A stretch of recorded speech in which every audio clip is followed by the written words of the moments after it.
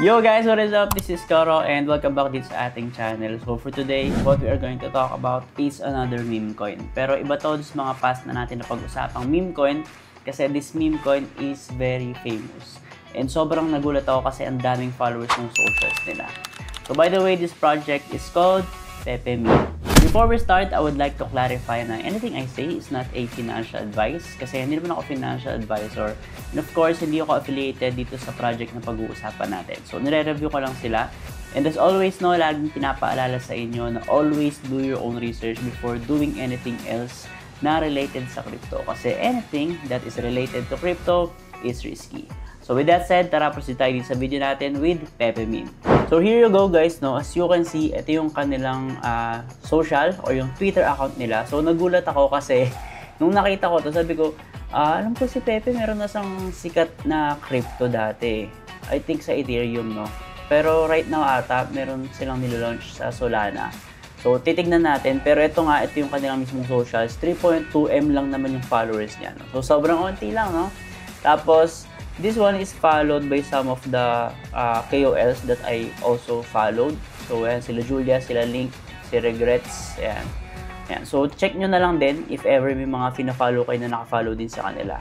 If ever kasi minsan ko tinitignan if reputable ba yung mismong project. So, anyway, yun nga, meron silang ongoing pre-sale ng kanilang token which is yung Pepe Meme. So, ito yung kanilang main website.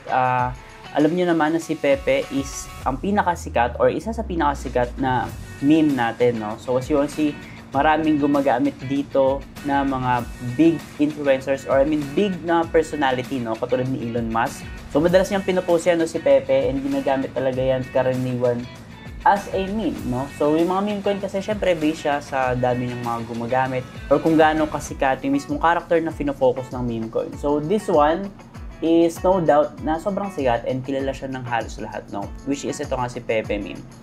Tapos guys, ito, meron sila ongoing pre-sale sa Solana.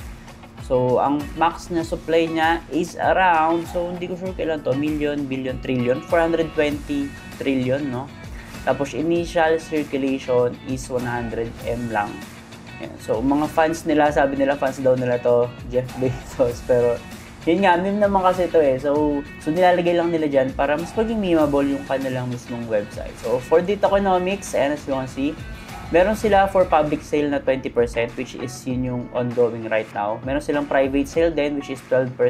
So, I guess tapos na to, no? Tapos contributors, 8%. Funding or funds is 3%.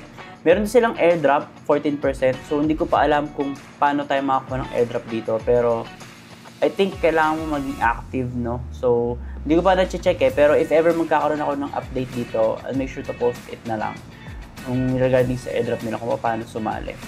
Pero I think medyo mahirap dito eh, kasi ang laki ng socials nila guys eh, 3.2M followers, hindi madaling maka-acquire ng ganung kadaming followers. Ayan, as you can see, meron mga ibang memes pa dito. So anyway, gusto kong pakita sa inyo dito is yung kanilang mismong contract. So, yung contract nila is audited by Certic. So, as you can see, ito yung kanilang audit ng kanilang contract ni Pepe Meme. So, this is done by Certic. As you can see, meron silang mga na-flag dito. So, mga ano lang naman, mga medium lang naman. So, major pala, I mean. So, merong isang major sa centralization. So, pwede mo check. So, in-acknowledge naman ni Pepe Meme yan. So, kapag ka-audit kasi guys, hindi ibig sabihin nun red flag na agad kapag kami nakita. So, in-audit to para makita kung ano yung mga dapat nilang ayusin sa kanilang contract address. As you can see, no, sobrang baba lang nang nakuha, which is isa lang, yung under sa centralization and major siya. So, hindi naman siya critical. Yung iba mga project nga guys, sobrang daming critical, tapos hindi nila sinosolve, tapos ino-ongoing pa rin nila yung pag-build ng project. So, yun ang red flag kapag hindi nila finifix yung mga issues na nakita ng auditor nila dito. So this one naman, so in-acknowledge naman siya ni Pepe Meme. So most likely pwede itong bantayan. And ililive ko na lang sa description box yung link nitong Certic link na to para mabantayan nyo if ever na solve na nila ni Pepe Meme yung mismong in-acknowledge nila dito na problem na nakita ni Certic sa kanilang contract. So importante yan guys, no, dapat ma-solve nila to bago mag-launch or mag-TGE. Para syempre panatag yung lahat ng investors. So anyway, nag-connect ako ng wallet ko dito. Ang gamit ko is Rabay wallet. So if ever wala kang wallet na ginagamit, I suggest gamitin nyo si Rabay kasi mas secured siya na EVM wallet compared kay MetaMask. So para sa akin lang naman yun based on my own experience. Pero yun, anyway, nag-connect ako dito. Tapos ito nga, pwede kang sumali sa kanilang pre-sale. And as you can see, ang current price ng kanilang pre-sale is 0. So maraming 0 ata to. 70, so 938. Tapos next naman is 963. So tumataas lang siya ng bahagya. So total deposits nila is 3.85 M dollars na. So medyo marami na siya. Tapos ang deposit cap nila or yung hard cap nila is 24.82 M. And currently 15.53% pa lang yung nare-reach nila sa kanilang hard cap. So yun nga, medyo maaga pa lang kasi and kakapost lang dito. I think nito lang nila pinost yung kanilang public, no? So nakalagay dito is parang lagpas 1 month na, pero yun nga, sobrang dami kasing meme coins right now and yung iba hindi pinapansin yung pre-sale.